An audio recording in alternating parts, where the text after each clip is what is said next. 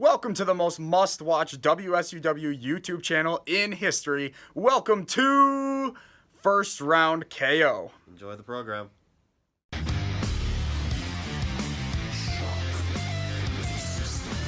Ladies and gentlemen, my name is Howard J. Dingers. And this is 3 Count Review. WWE Pay-Per-View Edition.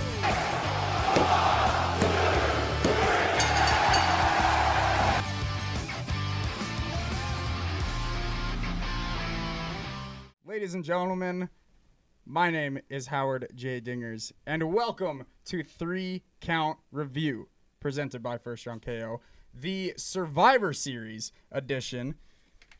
Today I am joined by a couple members of the New Bullet Shield Day Club, my little wrestling faction that we have created, that I joined, that you guys created. But we are actually doing a pay-per-view reaction, a review show today, because I want to start doing that because it's fun. I like talking wrestling. And so, to go around, obviously, with me, my podcast co-host, Mr. Connor J.D. Moore. As always. The new WTC champion, Mr. Duncan McHugh. It's good to be back.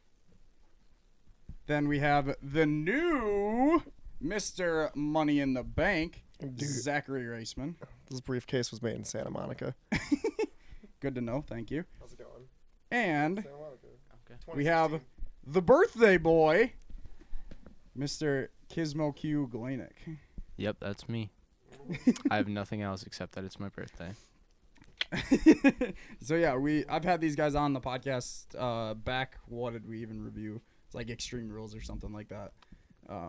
But yeah, anytime I have them in town, I want to get their reactions to podcasts or to pay-per-views and stuff. So we're gonna dive right into Survivor Series because this was a weird show. Weird. This was so weird. My expectations were higher, and that's my fault. But I definitely didn't expect what happened, like the results to go the way they did. Like, not necessarily like I don't know. We'll get into it as we keep going. We'll keep it So going. I gotta pull up the actual results, not the predictions. So we'll start with the pre-show because that doesn't matter apparently. According to the WWE. Wait, there's a team. pre-show? I didn't know there was a pre-show. Yeah. What? Anyway, so the pre-show match. The pre-show was 2 hours. First of all, don't need 2 hours of a pre-show. Way too much Beth Phoenix in my ear, and I didn't like it. She also had pink eye. We found that out. So the pre-show match that started an hour into the pre-show was the tag team Survivor Series tag team match. It's still stupid. It's Team SmackDown versus Team Raw. I'm not going to go through all the teams. We don't need to. Yeah. But yeah. You only win for SmackDown. see, you guys, I told you guys, I was like, we don't need to watch the pre-show. And you guys were like, I don't know. The tag team Survivor Series match could be kind of fun.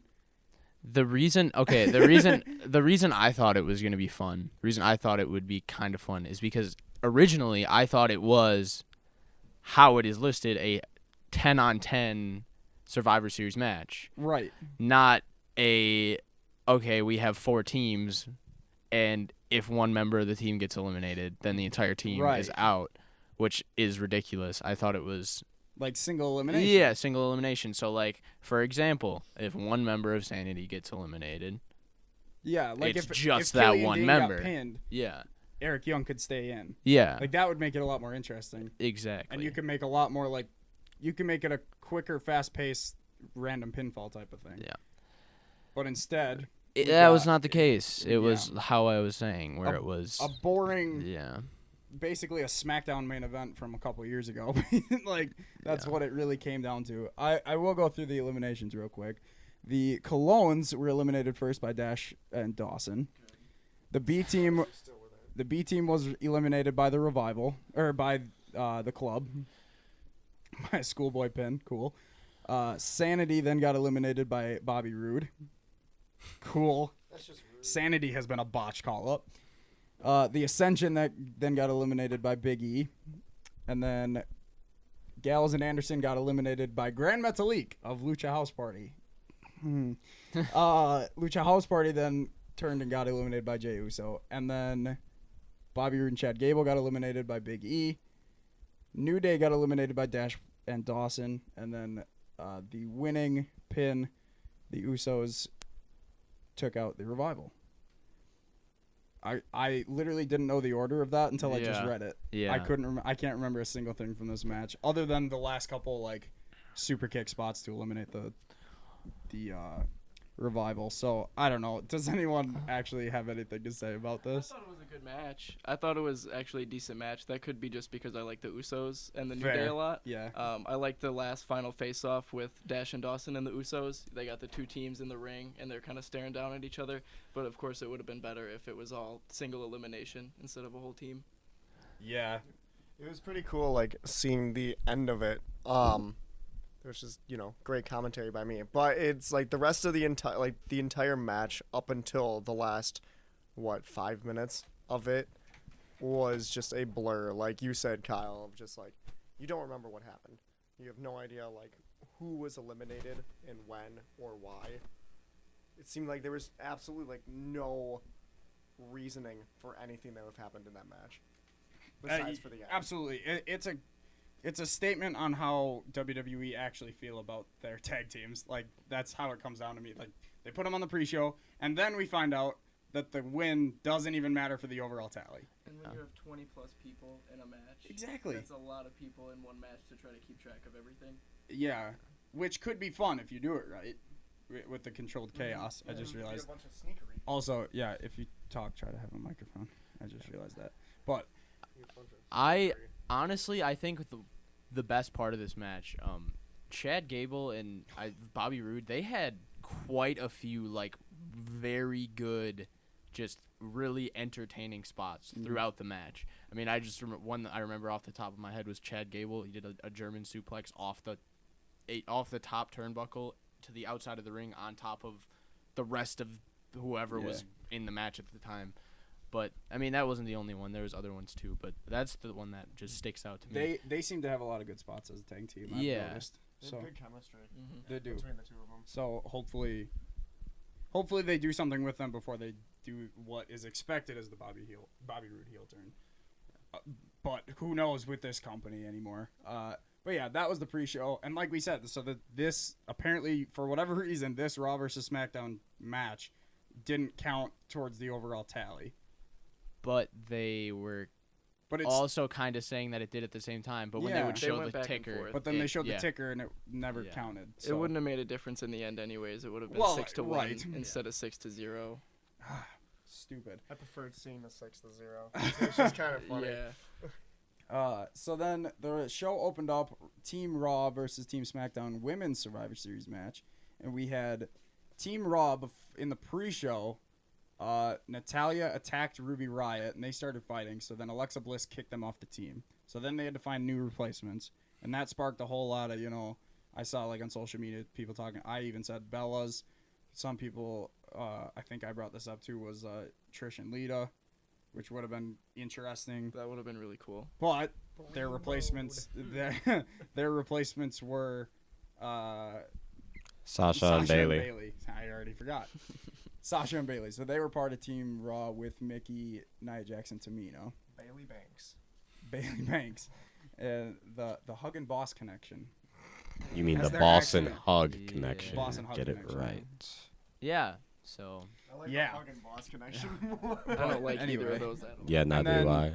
Team SmackDown, the final member ended up being Mandy Rose, as I called on the podcast, and Naomi, Carmella, Sonya Deville, and Asuka.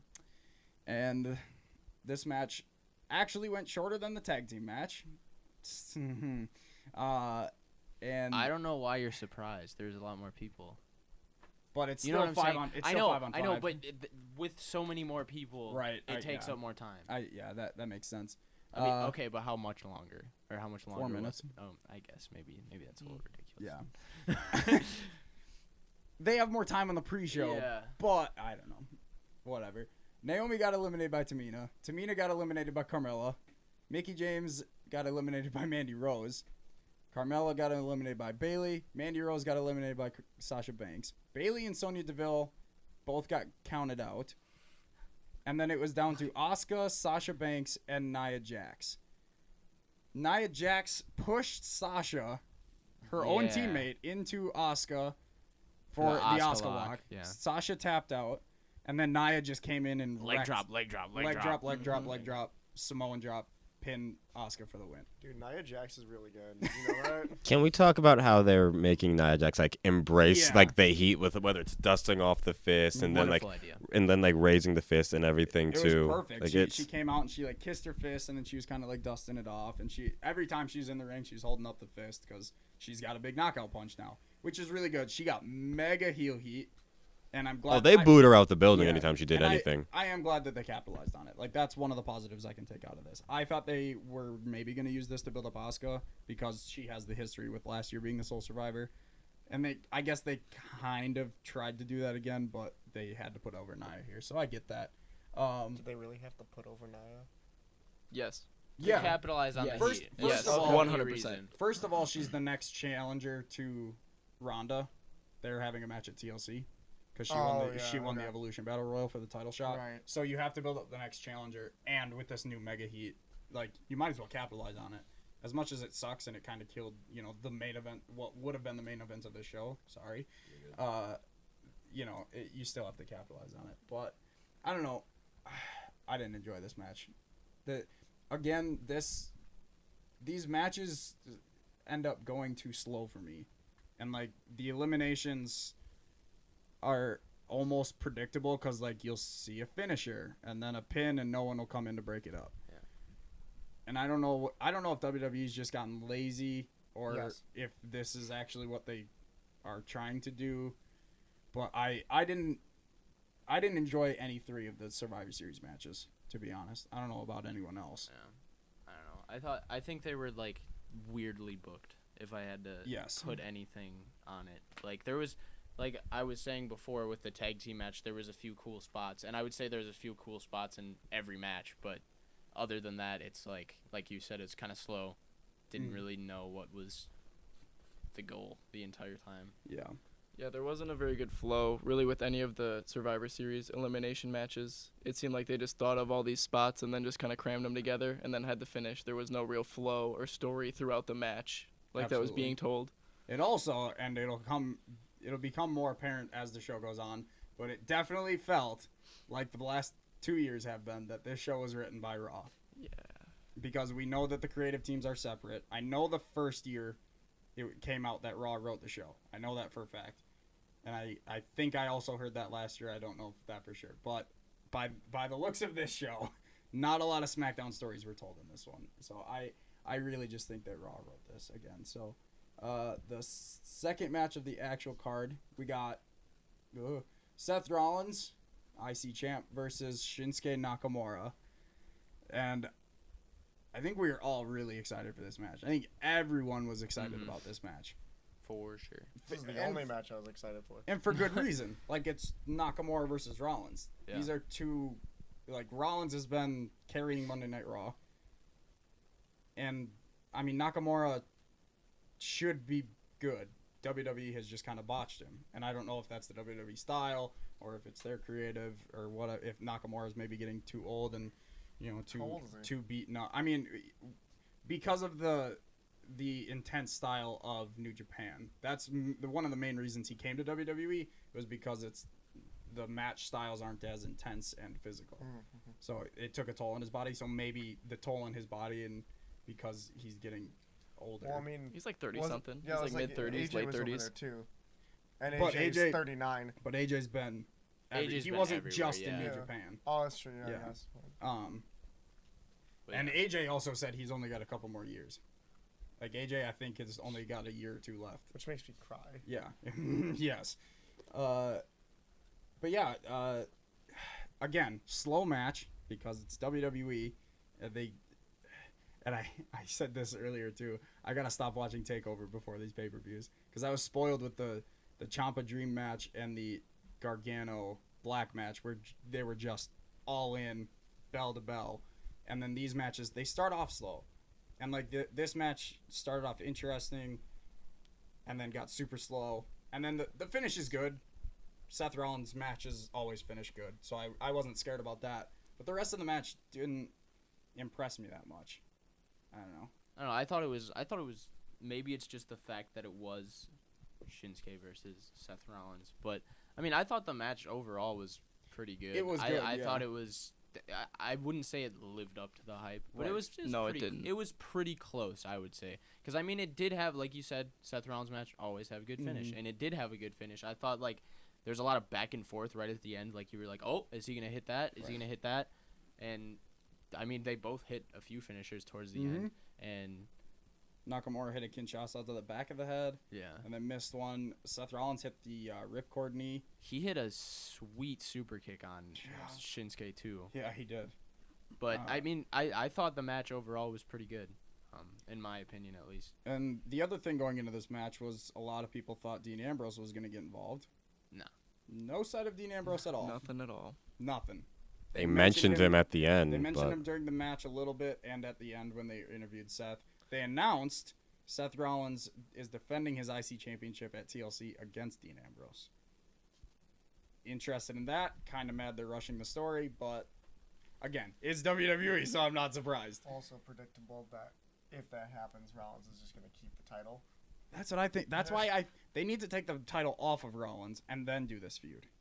That, in my opinion. They can't have this feud and have it based around like old brothers, and then also throw a title into Exactly. it. 'Cause The then it title just gets in the way. Because then that creates more storylines. You can have this blood feud and you can have the IC title feud. They can be that can be more stories, and it just spreads it.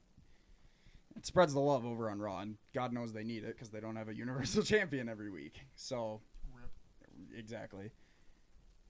Next we had the tag team champion versus champion match. The Raw tag team champions AOP, not Authors of Pain, AOP with Drake Maverick versus the SmackDown tag team champions, The Bar with Big Show, or as I like to call them, Showmaro. Terrible nickname. just end it. Nope, I'm that keeping match. it. I mean, before we even get into it, Yeah, go for it. we didn't see much of this match. Yeah, the network was first of all, freezing yeah, up the a little network- bit. This is network when was the network pooped started out on yep. us. But I mean, it seemed like it was a pretty short match too. I mean, I don't know what the time on it was, but I it can tell seemed you the pretty time. short. 9 minutes. 9 minutes. It seemed pretty short. As compared to as compared to the first two matches, the women's Survivor Series match was 19 minutes. Rollins versus Nakamura got 22 minutes. Nice. Solid. But then this match got 9. So yes, very Yeah. short. Yeah, it's definitely seemed Shortest match on the card. very short. But like I said, we missed most of it. And we need to bring up the one spot that we missed because the network dropped, but we found it on the internet. Drake Maverick interfered with the match, so then he started running away from Sheamus. He runs into Big Show. Big Show picks him up by the throat and throws it like lifts him up onto the apron, and has got him by the throat. And this is when our network cut out, but we found it. Drake Maverick was so scared that he pissed his pants. He also, I saw. Okay, yeah, that did happen. But I saw that So like stupid. I don't even know if we even actually saw this or if anyone was paying much attention. On the pre-show, Drake Maverick was talking about how he's like, I'm not afraid of the Big Show. He doesn't scare me. They set it up. So that was a whole thing that was it was happening. Like something was gonna happen with that. It's so stupid. Yeah, that's the highlight of the match. If that gives you any sort of To be fair, we should have known the rest of the card was going to be not that great the moment that moment That's happened. true. Like, if that was any indication, I should have known that nothing the rest of the night was going to be anything remotely entertaining. And then AOP picked up the win. except for the next match. You're right. You're right. Oh, okay, I lied. AO That was the only, I would say, good one. AOP picked up the win, and this put up Raw 3-0 because they didn't count the SmackDown or the Tag Team Survivor Series match. So Raw's up 3-0 at this point. But then we had a break from that. We had Buddy Murphy defending his Cruiserweight Championship against Mustafa Ali. Match of the night. Match of the night. Easily. They ended up getting 205 chance. Yeah. I would say top 3 match of the weekend. It was honestly very, very, very, very good. It really was. Like, Mustafa's I had a workhorse. blast watching that one. Mustafa honestly. puts his heart. They call him the heart of 205 Live, and he really puts his heart into those matches. Yeah. It was such a good match. The Easy. Spanish fly off the table, That was a good spot. great spot. He went for his 054, and then Buddy Murphy tucked his head into the thing, hit him with a super kick, and then he picked him up for a power bomb. Two power bombs. He hit him with a power bomb, held on, picked him up, and hit another power bomb. Yeah. And Buddy Murphy, we got to talk about. But you told me earlier. Yeah, that all you're- his moves look fantastic. Yeah. I wasn't sure what his finisher was. I thought that was going to be the end of the match with that double power bomb. Yeah. Just with how Powerful just it how was. strong he Yeah. slammed it back down into the mat. But even his finisher just looked amazing. It looks was really a cool. perfect finish. Mhm. Big fan of Buddy Murphy. He's Huge doing fan good of things Buddy over there on 205. And they seem to like him too now. They gave him the win in his hometown, which WWE doesn't like to do. And now defending his title successfully on the main card. I thought this was going to get put on the pre-show. I'm glad it wasn't on the Me too, pre-show. because It definitely deserved a main card spot. Yeah, absolutely. I completely agree. Yeah. Honestly, no.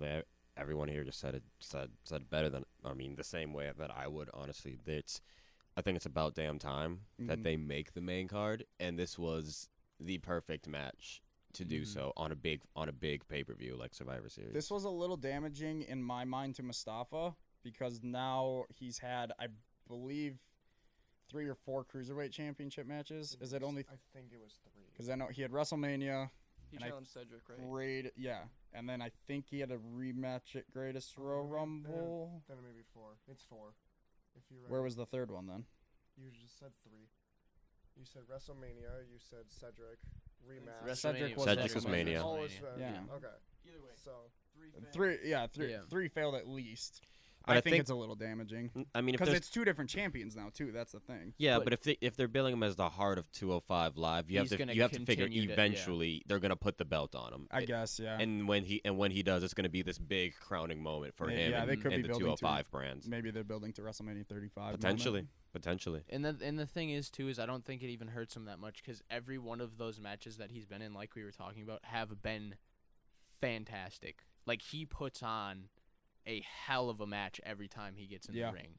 So I don't think it really hurts him that much. I mean, even tonight he put on a wonderful performance. Like Mm-hmm. just Absolutely. they were going back and forth like crazy. It was Yeah, good. They absolutely Really killed good. it. If you're gonna go back and watch any match from this show, it definitely needs to be the cruiserweight match. That one. Then we had what everyone thought was gonna be the main event, but turned out to not be the main event. Weird. Team Raw, Ziggler, McIntyre, Braun, Finn Balor, Bobby Lashley, Corbin and Leo Rush were there, versus Team SmackDown, Miz, Shane McMahon, Rey Mysterio, Samoa Joe, Jeff Hardy.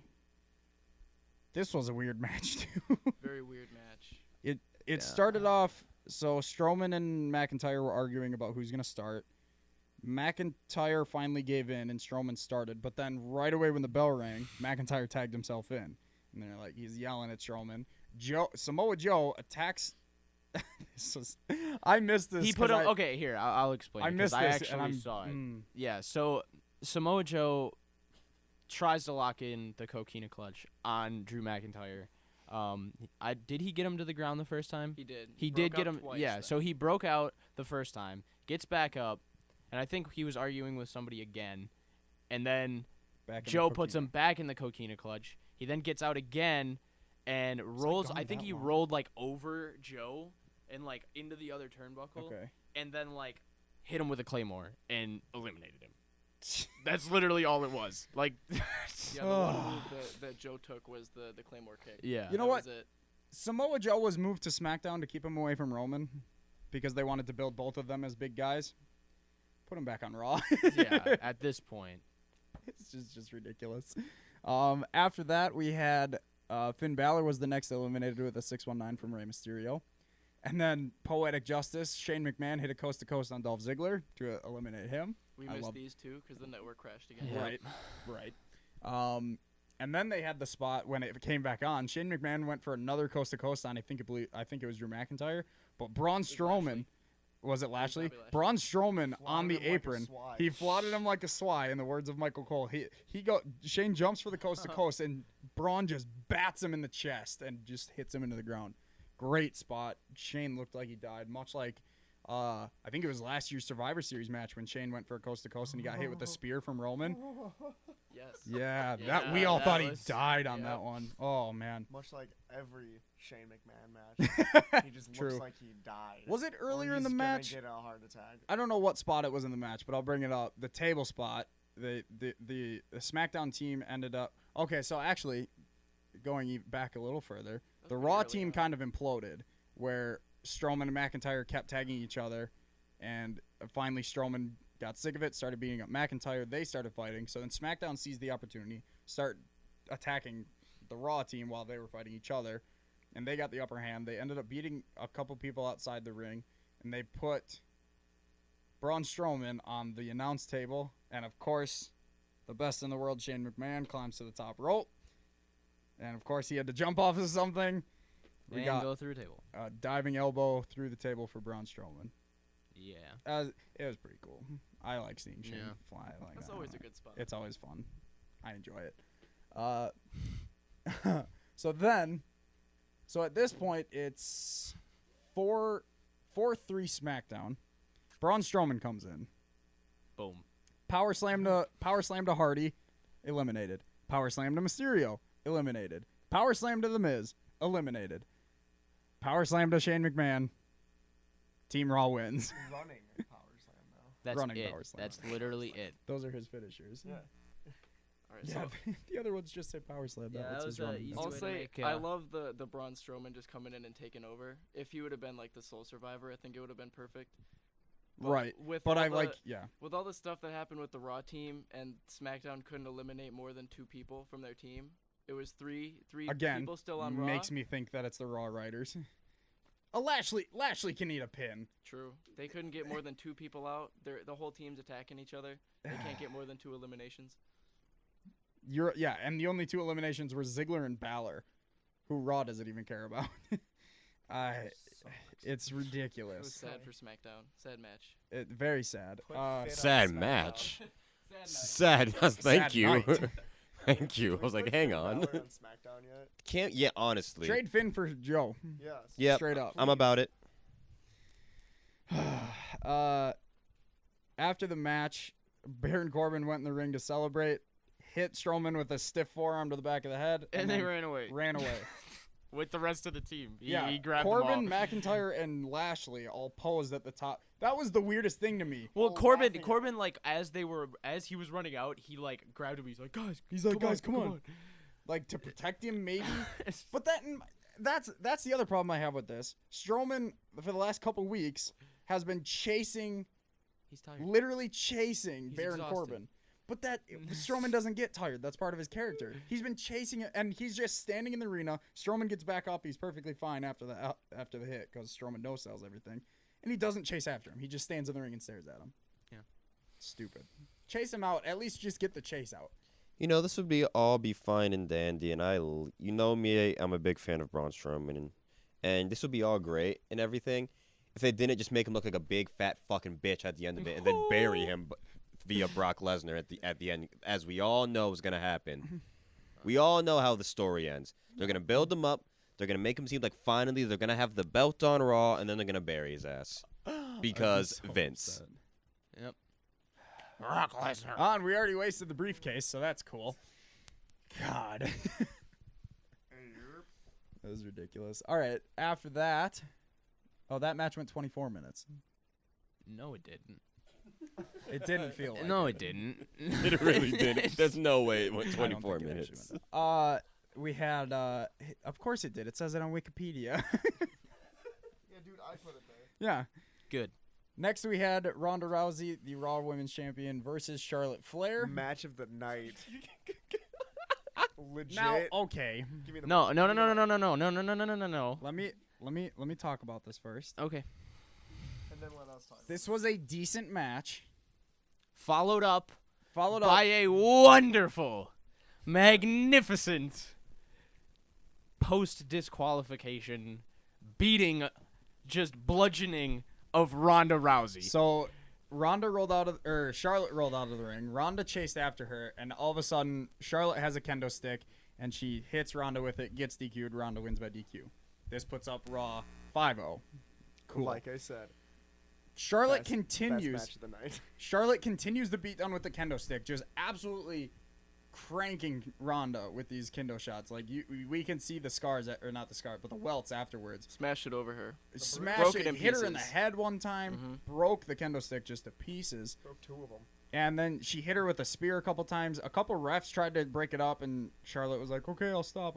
And then she started beating up the refs. Derek Moore got bodied. Yep. Unfortunately, Rest in peace, Derek Moore. he definitely oversold it. But He if did. anyone's gonna take a ref bump, it's got to be him. In my opinion, Derek Moore undersold that. He should have been crying and screaming. It So was then, great. so Charlotte continues the beatdown for a long time. It was a Yeah. long beatdown. Kyle loved every second of it. Kyle doesn't like Ronda.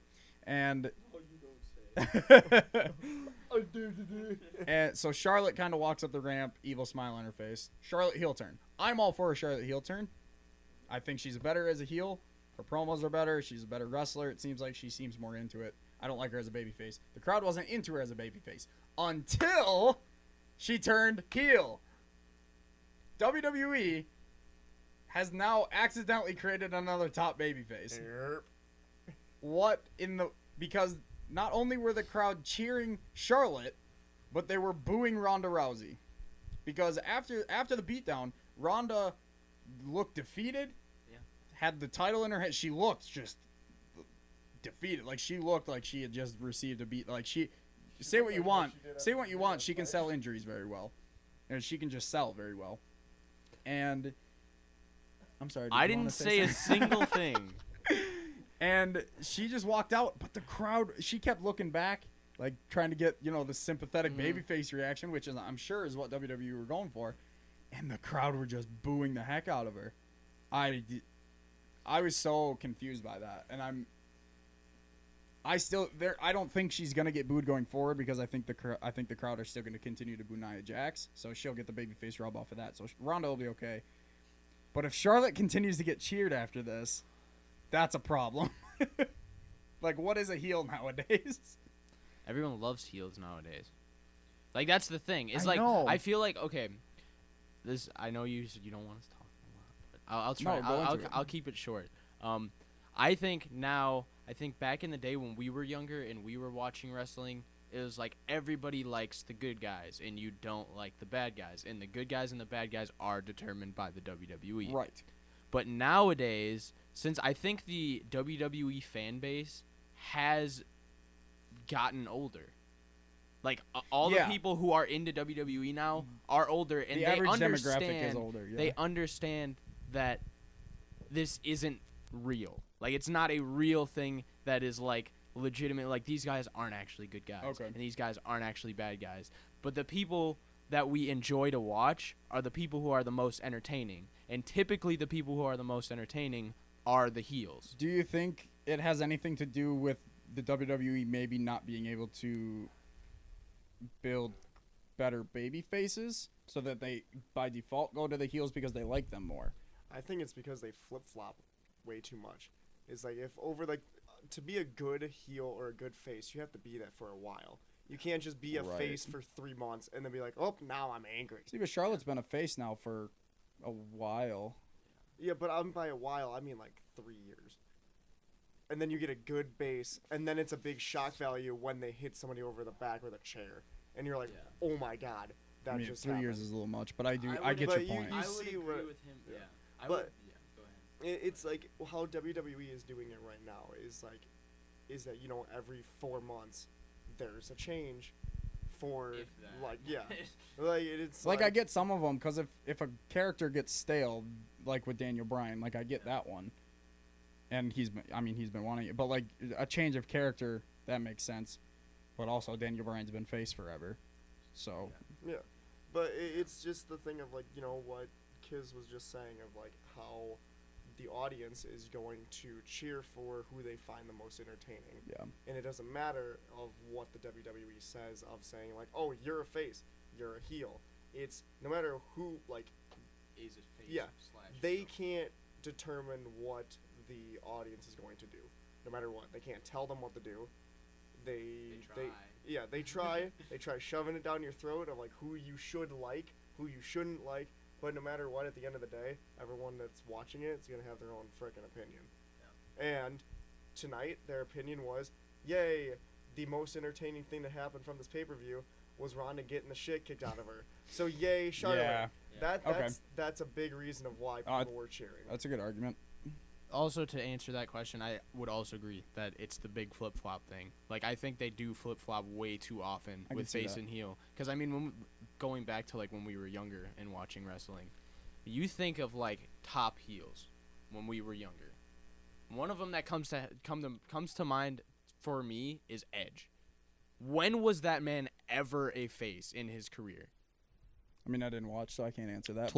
He was more so. I would say he was more so a face towards the end of his run. But yeah, but that was when he returned. His entire career. Oh yeah, his entire career he was always a heel, and people ended up they hated him, but then they ended up loving him for it. Exactly. So they almost made him almost to be a tweener / anti-hero, but he was more so a heel. Yeah, and that's the thing is like I think they have to go with the character that they can do well, and if they can do that character well, you stick with the character that they can do well instead of the Miz is the flip-flopping. Yes, maybe too many heel and face turns. Maybe not within certain characters, but just in general. Yeah, that's what. Yeah, essentially. I think they're again law of diminishing return. WWE doesn't really understand if you do something too much, it loses its effect. 100%. And they haven't realized that over the past couple of years. They really kind of dig into something that they think works, and it does, but then they do it too much. I completely agree. So I don't know. We'll see where this goes forward, but interesting way. It definitely caught me off guard. You know, we were all surprised. It was kind of interesting. Again, I think the beatdown was a little long, but I didn't mind that. That was a good thing. Right. Like in here, hold on. I'll do this and then we can move on because like you wanted to keep it short. But I'll say this: when it comes to the beatdowns in WWE, they're normally what 2 minutes, 3 minutes, 5 minutes, like around there. Unless it's a good heel turn like type of thing. Yeah, but like normally it's a thing of like somebody gets a chair shot in, like it goes and then you hit a finisher on them. You ominously like stand over them as the camera fades to black. Blah blah blah blah blah. Charlotte took them 10 minutes, and she just kept going and going and going, and you saw her just go into like the depth of just pissed off. And just mad and crazy, and it was cool to watch. And you're watching it going, I feel it that you actually just want to rip into this one person. And normally, when and that's the thing. It's like because they haven't done that a lot. That was great. Right. If they start slipping into doing like 15-minute hitting, 15 da da da da da da da, like that's when it's gonna get really old. But tonight, this that. For me, this was the most entertaining thing, and it's not because I don't like Ronda. It's not because I'm a Charlotte fan. It's not because I'm like I have a disdain for either person. It was because this was genuinely shocking. It was entertaining. Yeah, exactly. You were watching it going, "Oh my god!" Yeah, they're actually beating the shit out of each other. Right. It's like, oh wow, I'm watching UFC. And then the other part of this was I thought the Ronda trying to get babyface reaction. I think that went way too long. Oh yeah, even if it would have worked. Even if she would have got the babyface reaction, I still think it was too long. It's too late at that point because they were already booing for so long. Well, no, but even if they would have cheered her, I still think that was way too long for that. That was like a 5-7 minute walk up the ramp. Yeah, I think the boos. To me personally, I think the boos, and then we can definitely move on. Oh to yeah, this. maybe they came. Yeah, I think the boos and everything came because that crowd already was so hot and so energized for Becky. I mean, every tweet that I saw that night just going on Twitter, they all basically said the same thing. Like, this show had a glaring, absolute, ginormous hole in it that could have only been filled by Becky Lynch. Right. And so I basically, yeah. So I feel that the fans booing was a byproduct of they didn't get Becky, and so they got, and a lot of the fans probably wanted Becky to beat Ronda. They got their beat down, but it wasn't Becky. So they're like, close enough. Yeah. We'll cheer this. And then, I guarantee you 3-4 weeks down the line, especially by the time we get to TLC, all will be quote-unquote right with the world. Because I think more heat will be on Nia because what she did to Becky, than Ronda, who the one who And people then wanted to see lose to maybe Becky. Charlotte and Becky go back at it, and then they will start booing I think Charlotte again. I think we're probably gonna get a sequel between I think Charlotte so. and Ronda soon. I agree. Then we had the main event of the night: Brock Lesnar versus Daniel Bryan. This match started off terribly. Agreed. Oh, 100%. This match started off with Brock Lesnar just destroying Daniel Bryan. Bryan got some offense in it right at the beginning. He tried to start off hot, but then Lesnar he clotheslined him real hard, and then he hit like 4 or 5 suplexes, and at that point, it was literally just a Brock Lesnar beatdown, a la John Cena at SummerSlam.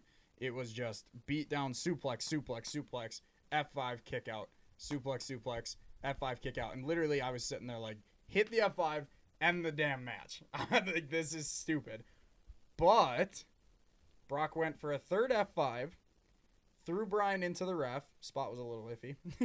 But the ref got knocked down. And we all called it when it happened. But it was still awesome to see. The ref gets knocked down. Daniel Bryan kicks Brock right in the little sables. Right in the little Lesners. The little Lesnars. And Little Sables. What the fuck is that? Sable's his wife. His wife's Oh. Yeah. Oh. It's the first thing that popped in my head. And then he hits a running knee for a near fall. And that was great. So then this actually became a competitive match where Daniel Bryan was getting in a lot of kicks. He was still being a heel, aggressive. I was interested in this match to see how they would work in heel Daniel versus heel Brock. They did it perfectly in my mind once we got to this point. But Daniel was still getting his beat down. He did that thing where he did to AJ, where he grabs their arms and he just stomps on the face. Oh, the crowd popped The when he crowd did that. popped, and it's such a good They all spot. want to see Brock just get his shit kicked in. It looked like it looked legit. It was kind of awesome. And yeah, so then, man, what happened then? I think Bryan hit another running knee after they did some offense outside where both of them went into the ring post. But then Bryan hit another running knee for another near fall. That one really got me going. I Yup. was super into it at that point. I thought Bryan might actually somehow pull it off. Yeah, they worked me like 3 different times in this match. I thought it was gonna be a squash, and then I thought Bryan might actually do it, and yeah. So then we get the Daniel Bryan running drop kicks into the corner spot, and I kind of saw this like it's pretty predictable. They do it a lot with they like Brock catching people and then going into an F5. So. But he hits 2 of them, goes for a third one, catches him for an F5, and I believe that's where it ended. Yeah, that was it. That was it, yeah. So, yeah, Brock Lesnar won. Raw gets a, quote, clean sweep, 6-0. 6-0 sweep. Going back to the match. What did you guys think of the overall match, I guess? This was the first match involving Brock Lesnar in quite some time that emotionally I was thoroughly invested in. Yeah. But it was about 15% Brock, 85% Daniel Bryan, because we know like actual legitimately the injury wise. Right. So every single move, like I don't know about you guys, but for me, I'm sitting there just like, oh fuck, here we go. And of course this happens like a few days after, Brock basically murders one of the Singh brothers. So I'm just watching this, and I'm just like, Bryan's gonna die. Bryan's gonna die. He's gonna have there's gonna be repercussions from this. That injury's gonna creep up, and then as the match slowly went on, like I was emotionally invested in this, and I don't know if that's just a fact because there were previous injuries with Bryan or anything like that. I think because they played into the injuries. Right, but that was the missing link in every single Brock v Roman match where they tried to get that emotional thing. Like, because their play for that was the emotional, Roman's tried so hard. He's going at it. He's going to keep going. And eventually he's going to climb to the top. And the big dog will finally get what's rightfully his in his mind. But that just wasn't enough. Whereas this one, for the first time since, I don't know, Lesnar Cena 1, maybe? This was match. Right. This was the first time I can legitimately say, like, emotionally, I was invested in it, and I was gonna say last year's Survivor Series. Even AJ versus Brock. even that, yeah. If we want to go a little bit more recent, Yeah. But this was the first time where I was very emotionally invested in a Brock Lesnar match, and the first time that for a while, not for like a split 5 seconds, but like for a few minutes, I was like, oh shit, And I Brock think, might drop this. and I think that's because there is that hint of realism. The Yeah. best wrestling is always with the hint of real life. Yeah. Okay, I was just about to go into that. Yeah. It was like because Connor, you were talking about how that was the missing link with the Roman Lesnar matches of how they would treating me like a child. Hold the mic I correctly. wasn't gonna say Fuck anything, you. but you brought it up. No, Tried to do it subtly. breaking the walls, dude. No, it was like the oh, damn it, no, I was trying to thought. Missing link. Missing link, yeah. Of how it's like, hey, he's gonna get there. He's tried so hard. But the thing is, that doesn't fool any of us Oh, no. watching this. Oh, because absolutely we're not. smart enough to realize that it's written. It's written for him to lose. It's written for him to do all of this So they stuff. need to tell the story better, other than just using that Yeah, as the story. you need- And the foregone conclusion that You need- Roman's gonna get Yeah, it. You need to use something other than, like, a fake, like, I'm losing the, like, word in my head, but, like, a fake story to make somebody go over. Yeah. Like, whereas, Brian tonight, he goes, Daniel Bryanson, he, Brian Danielson. Close. Whatever. Both names are the same. But, like what we're saying is that he had the actual injury.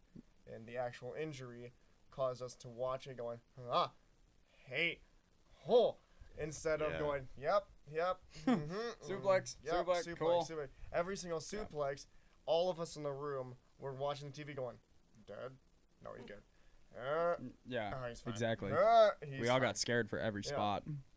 But, yeah, that was my Yeah. real point. But, yeah, go ahead. I was gonna say I thought this match, like for the first probably how long was it? 18, 19 minutes. Yeah, I was gonna say for probably first 9 or 10 minutes, it was Stupid. like any old Brock Lesnar match. Yep. Like it was boring as hell, Mhm. and I was just like, well, this is gonna be the same shit was literally- we see every single time. It was Brock literally Lesnar's Brock in the versus ring. Braun. Yeah, It was literally just squash. and it's just not like it's not entertaining. But then once Brian started getting offense, then I was intrigued, and I was like, okay, maybe, like just maybe. And I think the thing that kept me in it was the fact that things that were going on in this match are things that don't happen in every other Brock Lesnar match. Mm-hmm. Because every other Brock Lesnar match is the exact same thing, except for this. There was things that like just different spots, different moves, different things that Brock Lesnar was taking that he usually doesn't take, which is why I found it somewhat interesting. And that's why I liked AJ versus Brock last year, Mm-hmm. because that was this second half of the match was that entire match last year. Yeah. It was actually a competitive match all the way through, and that's what I thought we were gonna get with this. I don't know. It's interesting, but to wrap up, I'll ask each and every one of you overall thoughts on the on the show itself. Yeah, we'll start with Kyle. I'm gonna give it an overall, if we're grading it, and give it a light 3. Genuinely, I was not all that entertained by this pay-per-view. I mean, of course, with every WWE pay-per-view you see, any professional wrestling pay-per-view you see, there's gonna be cool spots. There's gonna be things that are entertaining, but as a whole, it was not very good. And I think it was very underwhelming. The fact that it was a clean sweep from Raw really just took the excitement out of it. Because, like, usually you're like, oh, they're tied going into They're the tied last 3-3, match. who's gonna Like, win? who's going to win? Yeah. But when they just swept the entire thing, it's just like, okay, whatever. Yeah. So, I don't know. Overall, this wasn't that entertaining. And I didn't really enjoy it all that much. That's all I got to say. I'm gonna give it a 4. I'll give it like a little higher because I was just like entertained with people that we were watching it with and stuff like that. It was a fun time watching it. It was good bantering off of everything that was happening to it. The matches weren't how we wanted them to go, but such is life. Bro, yeah. But like one real quick thing, and then I'll pass it on to the next person is if it was a tie going into the last match and it was like, oh, who's gonna win? What separates that repeating factor from everything else that we've seen, because this is new. This like all of a sudden Raw being like, hey, we swept, holy crap, instead of going, oh look at that, it's tied. Okay, I'll give you that. But see, if it was SmackDown that swept it all, would you be happier? no, Be honest. I would be happier. Yes, Okay. still not happy. Yeah. I don't. And I think maybe it is because it's Raw, and because we've been so conditioned that Raw is the A show, and now they're literally shoving it down our throat that it is. Yeah. Yeah. Yeah. You do bring up a good point. It is different, so. Yeah, because I mean, how we were talking about this entire time, it's like, oh, we want something different. This was different. Fair enough. It's not what we wanted, but it was different. So it's something new, and then next year it'll be something different. That's because a good way, yeah. Because I can guarantee they're not gonna have Raw sweep it again next year. I mean, if they do, I will eat my words. But no, that's a good way of looking at it. I will I eat a like piece that. of paper. Oh, Nate- it's so bad. Our buddy Nate literally says, if Nia just comes in after Asuka beats Sasha and pins Asuka, I'm gonna eat a piece of paper. And then that happens, and we all just like, you gotta eat paper. It was good. And he ate it. What did you say? We want paper. Get the paper. Get the paper. That was great. All right, Duncan. I enjoyed the show overall. My main problem with it, I guess, is just the sweep. It really makes no sense to me. I think going into the Daniel Bryan Brock Lesnar main event, it couldn't have even been tied 3-3 because there was only 6 matches Right, technically. exactly. So we'll say just if they counted the pre-show match, it's tied 3-3 going into the main event. The closeness at the end of the match, That Bryan comeback would have been. we would have been on the edge of our seats even more than we were, Exactly. thinking that this would have changed like the whole story of SmackDown going over Raw or something like that. The whole 6-0 sweep just really confused me. If you want to have Raw be dominant, that's fine, but 6-0, and like I mentioned with the Survivor Series match, only getting 2 eliminations, even when the team is attacking their own teammates, just doesn't make a lot of sense to me. I also just thought of something that I want to bring up, and we don't really have to talk about it. But earlier in the night, after one of the wins, Stephanie told Baron that he needs to make sure that Raw goes on a clean sweep, which I remember that. which is good if Corbin gets involved in more matches. He didn't do anything to make. I just wanted to bring that up. That's stupid. Yeah, I think she said that, and if that was the case, then either Baron was going to be the permanent GM or had a good shot at being permanent Apparently, GM. at Starrcade in like 2 weeks, which is like another house show that they're going to record and show the next day or something. Apparently, it's going to be Strowman versus Corbin. If Corbin loses, then he's fired from Raw GM and Kurt Angle is reinstated. No. Yeah.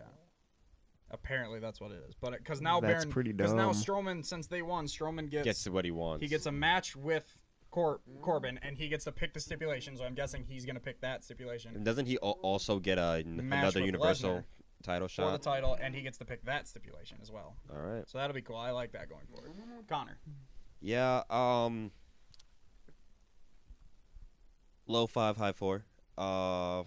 For me. Low 5, high 4.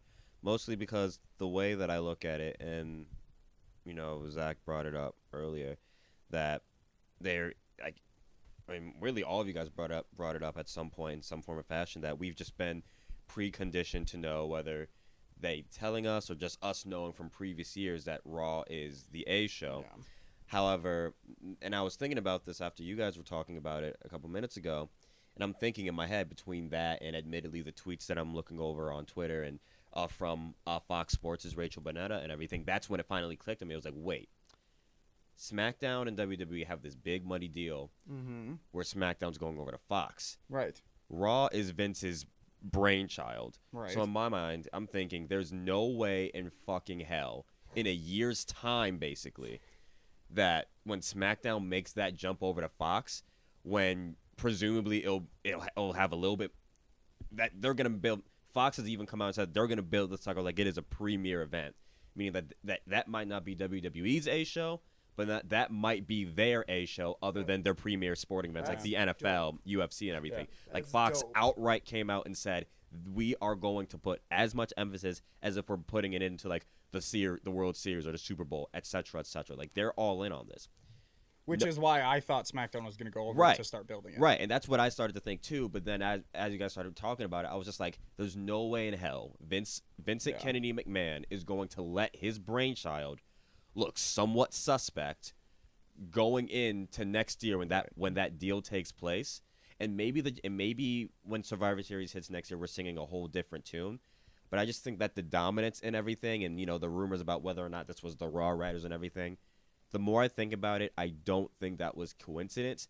I think there was enough spots to let people be like, oh yeah, SmackDown has a good amount of things going for them. I'm gonna tune in Tuesday night to see the development of the Charlotte thing and see how Bryan goes after the Lesnar thing and this, that, the other. And I guess if we're looking at a minuscule level, Sonya Deville and Mandy Rose, Asuka, blah, blah, blah. But other than that, now that I think about it, this had Raw written all over it because we could be singing an entirely new tune in 1 year's time when that big money deal takes place. It'll be interesting creative-wise when that happens because it'll be USA and Fox. Yeah. That'll be interesting. I'm gonna say one's owned by Turner, I believe, and then the other's just outright Fox. So, if I take away my expectations from the overall event and all the matches, if I just take away and try to look at it objectively, Rollins Nakamura was good, and I'll probably go back and rewatch it. Now that I have lower expectations of it, I'll go back and rewatch it. Mustafa Ali, Buddy Murphy, they put their heart and soul out there. That was a good match. I was genuinely surprised and entertained with both the Charlotte heel turn and the Rock Bryan match. Yeah, I mean, that's about it. But with that all said, with everything, Raw going over strong, SmackDown storylines not being told, I was very disappointed with all of that. I'm going to go a solid 3. I wasn't very impressed with this. I would be more lenient to SmackDown on this had Becky been involved. If Becky were on the show and if Becky just showed her face, I'd be like, oh, SmackDown. But they kind of made up for it the heel turn in my mind. I guess, yeah. Like, not necessarily to that same level, but I do think WWE acknowledged that they were missing Becky because that promo that they showed before that Charlotte Ronda match, they weren't highlighting Ronda, they weren't highlighting Charlotte. That was also like, yup, hey, we could have had Becky, she's gone. Right. This is what you got. Also, just to bring up, because we had different picks for our video, we changed them going into the thing, but I just looked at it, and I won by like a point or two. But we had a lot of SmackDown. You picked Mustafa. I picked Charlotte, but then you picked Bryan. So that Buddy Murphy one was the one that got me. And then we both picked SmackDown in the 5-man match. We both picked SmackDown to win overall. Not a good day for our first round KO picks. No. But anyway, thank you all for being here. Thank you, good sir. Thank the New Bullet Shield Day Club. Congrats, Duncan, on your title win. Thank you for having me again. Clean win. I'm glad I'll be able to remember this one. Hey, champ, question for you. Oh, you're the spokesperson for the champ now? Yeah, you may direct your questions towards me. I speak for myself. Okay. What's your question? Okay, champ, when can I hop on a track with you? Because I think I'm ready, as far as music-wise. Oh! Post recording talk. I like it, though. 26 hours. I like it though. But yeah, thank you all for coming. Thank you everyone for listening, and tune in tomorrow when I upload for my Raw review. Until then, or no, Tuesday when I upload for my Raw review. But anyway, thank you everyone for listening, and I will see you next time. Peace. Goodbye. Thank you everyone for watching. Please like, comment, and subscribe. Give us a follow on Twitter. Links in the description down below. And make sure you listen to our podcast, First Round KO, on SoundCloud, iTunes, and Stitcher. Until next time, peace.